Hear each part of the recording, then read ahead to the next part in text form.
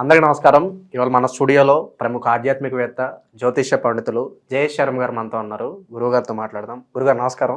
నమస్కారం. 2025 ఫిబ్రవరి మాసం మిథున రాశి వారి పరిస్థితి ఎలా ఉండబోతుంది గురుగారు? ఎలాంటి ఫలితాలు వీళ్ళకి ఈ మాసం ఉండబోతున్నాయి? శ్రీ గురుభ్యో నమః. శ్రీ మహాగణాధిపతి నమః. శ్రీ మహాసరస్వతి నమః. హరి ఓం. శ్రీమాత్రే నమః. మిథున రాశి యొక్క ఫలితాలు చూసుకున్నట్లయితే ఈ యొక్క ఫిబ్రవరి మాసం మాఘమాసంలో వీరికి మృగశిర నక్షత్రం 3-4 పాదాలు, ఆరుద్ర నక్షత్రం 4 పాదాలు, అట్లాగే పునరుసు నక్షత్రం 1, 2, 3 పాదాలు ఈ యొక్క మిథున రాశివి. వీళ్ళ గ్రహస్థితి చూస్తే జన్మస్థానంలో వక్రీకరించిన కుజుడు, చతుర్థమందు కేతువు, అట్లానే వీరికి రవి 13వ తారీఖు నుంచి కూడా వీరికి అట్లానే బుధుడు కూడా నవమస్థాన సంచారము, తర్వాత శని కూడా నవమస్థాన సంచారంలో ఉన్నారు. అట్లాగే వీరికి ఈ యొక్క శుక్ర రాహువులు దశమస్థాన సంచారం, ఏకాదశం ద్వాదశ స్థితిలో గురువు, ఈ విధంగా గ్రహ సంచారం ఉంది. ఈ గ్రహ సంచారం చూసినట్టయితే జన్మస్థ కుజుడు ఉండడం వల్ల అగ్ని శస్త్ర ఆయుధాలతో కొన్ని ఇబ్బందులు పడే అవకాశం ఉంటుంది. కాబట్టి వాటితో జాగ్రత్త ఉండడం మంచిది. ముఖ్యంగా నోరు పారేసుకోకుండా ఉండడం మంచిది. నోరు బాగుంటే ఊరు బాగుంటుంది అంటారు. కాబట్టి తొందరపాటు పడకుండా కంట్రోలింగ్లో ఉండాలి. కంట్రోల్ అంటే ఖచ్చితంగా అందరు మీ వాళ్ళే ఉంటారు. కాబట్టి చతుర్థంలో కేతు ఉన్నాడు అంటే వీళ్ళు ప్రయాణాలు చేసేటప్పుడు జాగ్రత్తగా ఉండడం మంచిది. తర్వాత వీళ్ళు ఏదైనా ఒక పనిని అనుకొని మొదలు పెడితే కనుక 1 అడుగు ముందర 2 అడుగులు వెనకాల అన్నట్టుగా ఉంటుంది. కారణం ఏంటంటే కేతు చతుర్థంలో ఉండడం వల్ల కొన్ని ఇబ్బందులు ఉంటాయి. ముఖ్యంగా తల్లికి సంబంధించి అనారోగ్యం వచ్చే అవకాశం ఉంటుంది. జాగ్రత్తగా చూసుకోవడం మంచిది. అట్లనే విద్యార్థులు ముఖ్యంగా విద్యని అభ్యసించేటువంటి లేదంటే రేపు ప్రీఫైనల్స్ ఫైనల్స్ ఎగ్జామ్స్ ఉంటాయి. కాబట్టి ఈ ఎగ్జామ్స్లో వీళ్ళు ఒకటికి మాకు వచ్చు అనుకునే స్థితి కన్నా 1-2 సార్లు చదువుకోవటం అనేది మంచిది. ఎందుకంటే ఈ చతుర్థమందు కేతు ఉండటం వల్ల కొన్ని ఇబ్బందులు ఉంటాయి. చదువుకున్నది మర్చిపోవటం అనేది జరుగుతూ ఉంటుంది. కాబట్టి జాగ్రత్తగా ఉండడం మంచిది. విదేశాలకు వెళ్ళాలనుకునే వారి పరిస్థితి ఏంటి గురుగారు ఈ మాసం? విదేశాలకు వెళ్ళేటువంటి వారు ఖచ్చితంగా విదేశ ప్రయత్నం చేయొచ్చు. ఎందుకంటే వీళ్ళకి శుక్రుడు రాహు అనుకూలంగా ఉన్నాడు దశమ స్థానంలో. అట్లనే ఎవరైనా కూడా ఉద్యోగంలో కొంత వేరే ఉద్యోగంలో మారదామనుకునేటువంటి వారు ఎవరైతే ఉన్నారో ఖచ్చితంగా మార్చుకోవచ్చు. బహుశా మిథున రాశికి చాలా బాగుంటుంది. ఉద్యోగ మార్పులు అనేవి చాలా బాగుంది. అట్లాగే వీరికి భాగ్యస్థానంలో రవి బుధ ఈ యొక్క బుధుడు యోగప్రదుడు కాదు. ఎందుకంటే వీళ్ళు వేళ తప్పిన భోజనం కానీ లేదైనా సమయానికి భోజనం చేయకపోవటం వల్ల అనారోగ్యం అజీర్ణం లాంటివి వచ్చే అవకాశం. తర్వాత ఏదైనా కానీ వీళ్ళకి కొంత దూరం వ్యవహారంలో మాకు మించిన వాళ్ళు లేరు అనుకుంటారు, కానీ అక్కడ వ్యవహారం వెళ్ళేటప్పటికి వేరే విధంగా మారుతూ ఉంటుంది. అంటే మనం మాయ చేయొచ్చులే, మన పని మనం చేసుకుందాం అనుకునేటప్పటికి అక్కడ వెళ్ళేటప్పటికి అది వేరే విధానం కనబడుతుంది. అనుకున్నది ఒకటి అయిందో ఒకటి అక్కడ అట్లా ఉంటుంది. ఎందుకంటే బుధుడు వీళ్ళకి యోగప్రదంగా లేడు ప్రస్తుత కాలం. మళ్ళీ వీళ్ళకి ఇది బాగున్నాడు. ఎవరంటే ఈ శని బాగున్నాడు, యోగప్రదంగా ఉన్నాడు. 9 దీర్ఘకాలిక సమస్యలతో బాధపడుతున్న వారు పరిష్కారం వచ్చే అవకాశం ఉంటుంది.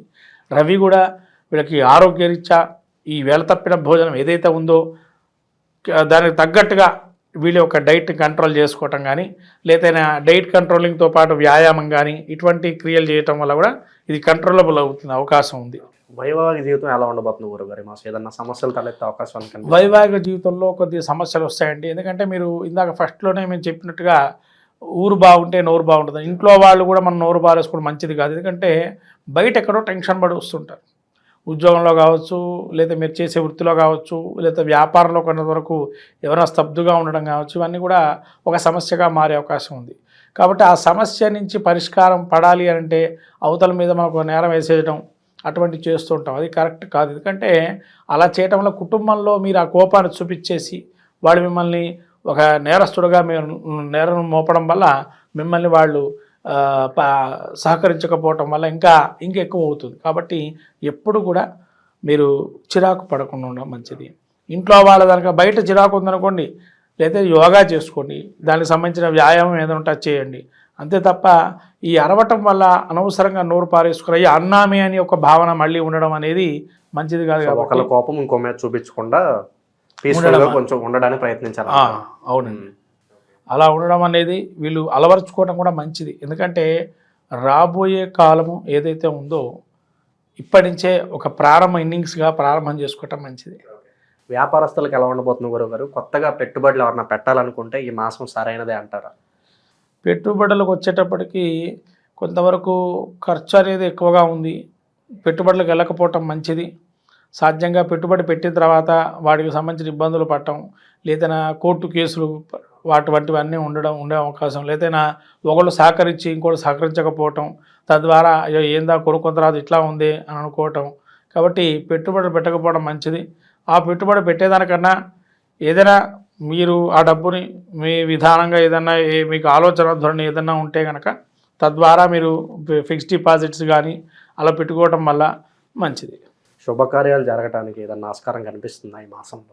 శుభ కార్యక్రమాలు వీరికి కొంతకాలం వరకు ఉన్నది అవకాశం ఉంది. శుభ కార్యక్రమాలకి ఇప్పుడైతే ఈ మాసంలో అయితే కొంతవరకు ఉంటుంది, ఇబ్బంది లేదు. అంటే ఒక అడుగు ముందరకు వెళ్తుంది, మళ్ళీ కూడా వెనకాల రావటం అనేది సహజంగా ఉంది. ఎందుకంటే గురువు యోగప్రదంగా 12లో ఉన్నాడు, అంత యోగాన్ని అయితే ఇయ్యడు, కానీ శని యోగాన్ని ఇస్తున్నాడు మళ్ళీ ఇక్కడ. కాబట్టి శుభ కార్యక్రమానికి కొంతవరకు యోగప్రదంగా ఉంటుంది. లేదా గృహారంభ కార్యక్రమాలు లాంటివి కానీ, గృహప్రవేశాలు లాంటివి, గృహప్రవేశం, గృహారంభాలు అంటే శంకుస్థాపన లాంటి ప్రోగ్రామ్స్ పెట్టుకోవటం వల్ల మంచిది. ఆరోగ్యపరంగా ఎలా ఉండిపోతుంది గురుగారు? ఆరోగ్యపరంగా వీరికి రవి, బుధుడు, ఈ శని వీరికి భాగ్యస్థానం, దశమ స్థానంలో రాహు ఉన్నాడు. కాబట్టి కొంతవరకు వైద్య రంగంలో వెళ్ళినట్టయితే వీళ్ళు ముందరకు వెళ్ళటం, వెనకాలకు రావటం అనేది సహజంగా ఉంటుంది. వైద్య వృత్తి చేసేవారికి మాత్రం యోగప్రదం. వైద్యం డాక్టర్గా ఉండేటువంటి వారికి యోగంగా ఉంటుంది. మళ్ళీ లాయర్కి కూడా చాలా యోగప్రదం. ఎందుకంటే కుజుడు బలంగా ఉన్నాడు. వీళ్ళకి ఆపరేషన్స్ చేయాలన్నా డాక్టర్ గారికి కుజుడు బాగుండాలి, డాక్టర్ కావాలన్నా కూడా. మళ్ళీ ఆర్గ్యుమెంట్స్ ఒక భావన కలగాలన్నా కుజుడు బాగుండాలి. కాబట్టి లాయర్లకి, డాక్టర్లకి ఒక మంచి ఈ సమయం, ఈ మాసం అనేది ఉంది. ఆరోగ్యపరంగా సమస్యలు ఏవైతే ఉన్నా కూడా పెద్దగా అవి వీళ్ళకి ఇబ్బంది కలవు. ఎందుకంటే రవి యోగంగా ఉన్నాడు, పెద్దగా ఆరోగ్యం అనేది ఇబ్బంది పడదు. ఉన్న చిన్న చిన్నవి వస్తాయి, వెళ్ళిపోతాయి, దానికి పెద్దగా సమస్యగా ఉండవు. ఆకస్మిక ధనలాభం కావచ్చు, అనుకోని ప్రయాణాలు కావచ్చు, వీటికి ఏదన్నా ఆస్కారం కనిపిస్తుందా ఈ మాసంలో? ఆకస్మిక ప్రయాణాలు ఉండే అవకాశం ఉంటుంది. ఎందుకంటే రాహు దశమ స్థానంలో ఉన్నాడు. ఆకస్మికంగా ప్రయాణాలు కొన్ని జరుగుతాయి. కానీ అవి దేనికి జరుగుతాయి అంటే టెన్షన్ మోడు, లేదైనా సొంత వాళ్ళు ఎవరైతే అనుకుంటారో వాళ్ళకి కొన్ని ప్రమాదాలు వచ్చే అవకాశం ఉంటుంది. తద్వారా వీళ్ళు ఆ టెన్షన్ ఫీలింగ్ అయ్యి వెళ్ళి చూసొద్దామని ఒక అభావంతో ఉంటారు. అలాంటి కొన్ని జర్నీస్ చేసే అవకాశం ఉంటుంది. గురుగారు, ఇంకా శుభ ఫలితాలు పొందడానికి ఈ రాశి వారికి ఏదన్నా మంచి రెమెడీస్ ఏదన్నా ఉంటే సజెస్ట్ చేయండి. వీరికి అమ్మవారు ఆరాధన చేయడం మంచిది. తర్వాత సుబ్రహ్మణ్య స్వామి క్షేత్రానికి దర్శనం చేసుకోవటం, అట్లాగే విభూతితోని అభిషేకం చేయడం శివుడికి కానీ లేదైనా సుబ్రహ్మణ్య స్వామికి కానీ విభూతి అర్చన చేయడం అనేది మంచిది. అట్లానే వీరు ప్రతి మంగళవారం రోజు ఇంట్లో కానీ లేదైనా శివాలయంలో వెళ్ళి వీళ్ళకి శక్తి కొలది దానం ధర్మం, ఏదైనా ధాన్యాన్ని దానం ధర్మం చేయడం వల్ల మంచి చేకూరే అవకాశం ఉంటుంది. మనకు రాబోయేటువంటిది ఈ మాఘమాసం, ఫిబ్రవరి నెల. ఈ మాఘమాసంలో అందరికీ తెలిసినటువంటి ఉత్తరాయణ పుణ్యకాలం వచ్చిన తర్వాత మొదటి శుభమాసంగా అందరూ మాఘాది పంచమాసాలు పెళ్లికి కానీ శుభ కార్యక్రమాలకు కానీ చాలా ఉపయోగకరంగా అనేకమైనటువంటి పుణ్యమైనటువంటి రోజులు ఉన్నాయి.